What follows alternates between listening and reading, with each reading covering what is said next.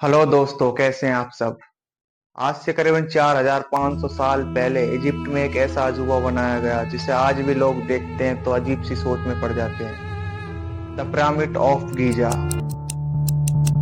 147 metre ऊंची ये चीज करीबन 4000 सालों तक इंसानों द्वारा बनाई गई कोई चीज थी।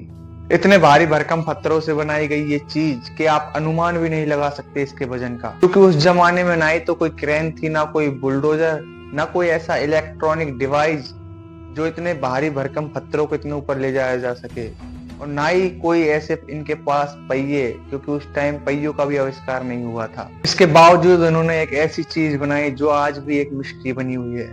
4500 सालों तक पिरामिड ऑफ गीजा के अलावा कोई भी ऐसी चीज सरवाइव नहीं कर पाई है। आखिर कैसे इतने सालों तक सरवाइव कर पाई हैं ये चीजें, जानते हैं इस वीडियो में। Is arguably the most enigmatic structure on the face of the earth.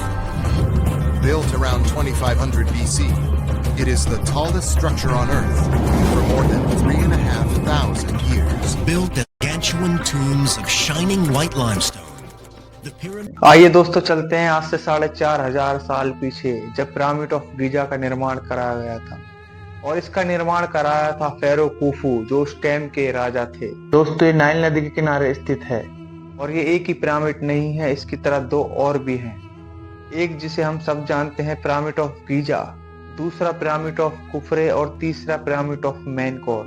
दोस्तों, उस जमाने में ये एक ही चीज ऐसी स्थित नहीं थी, इसके अलावा थे द ग्रेट ऑफ स्फिंक्स और कोई छोटे मोटे पिरामिड और भी थे, जिन्हें कुल मिलाकर 118 बताया जाता है। इनमें से कई पिरामिड टूटकर मलबा हो चुके हैं, और इन सभी पिरामिडों में से ये तीन ही पिरामिड ऐसे हैं जो आज तक सही सलामत हैं, स्पेशली पिरामिड ऑफ गीजा। क्या कारण है इन्हें बनाने का?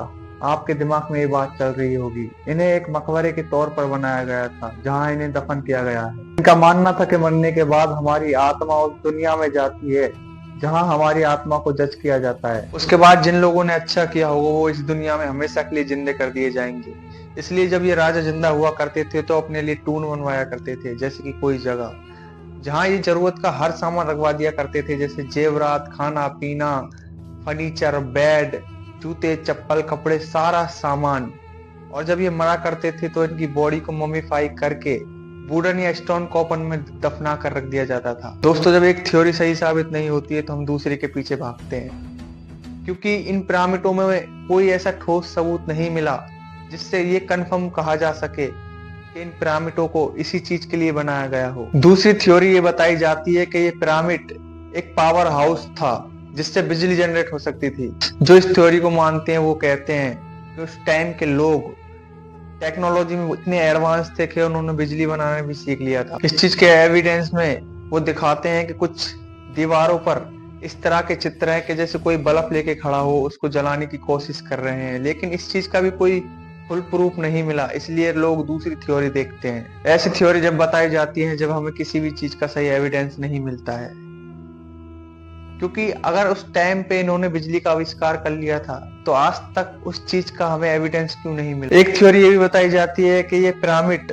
नाज इकट्ठा करने के लिए एक गैलरी थी, बड़ा सा गोदाम, और इसको प्रपोज किया था अमेरिकन पॉलिटिशियन बेन कार्सन ने 1998 में। उनके अकॉर्डिंग ये उनकी पर्सनल थ्योरी थी। Personal theory is that Joseph built the pyramids in order to store grain. तो देखा आपने, सब लोगों की अलग अलग इन पिरामिडों को लेकर थ्योरी है, लेकिन जो इन पिरामिडों को लेकर सही साबित होती है वो थ्योरी है कि इन पिरामिडों को एक मकबरे के तौर पर बनाया गया था, जहां ये अपने लिए खाना, खजाना और जरूरत का हर सामान लेके दफन हुआ करते थे, जो इनके आफ्टर लाइफ में काम आया करता था। उस समय पर लोगों का मानना था कि जितना बड़ा, जितना आलीशान हमारा मकबरा होगा, जितना हम पर खजाना होगा, ज्वेलरी होगी, और हम पे खाने पीने का, पहनने का सामान जितना ज्यादा होगा, उतनी अच्छी हमारी आफ्टर लाइफ गुजरेगी। लेकिन दोस्तों, अब आते हैं सबसे बड़े सवाल पर कि आखिरकार इन पिरामिडों को बनाया कैसे गया।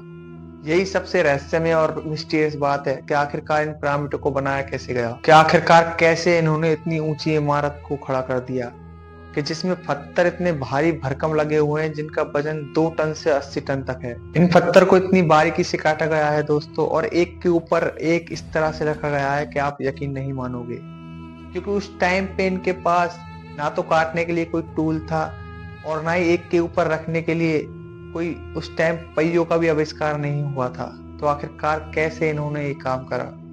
और दोस्तों, इन्होंने ये काम कर दिखाया केवल 20 सालों में, महज 20 सालों में ये कारनामा कर दिखाया था उस समय के लोगों ने। इतना ही टाइम स्पैन बताया जाता है इन पिरामिडों को बनाने में। काफी थ्योरीज बताई जाती हैं दोस्तों। कंस्पिरेसी थ्योरी के बारे में बात नहीं करूंगा दोस्तों, तो बहुत ही अजीबोगरीब है।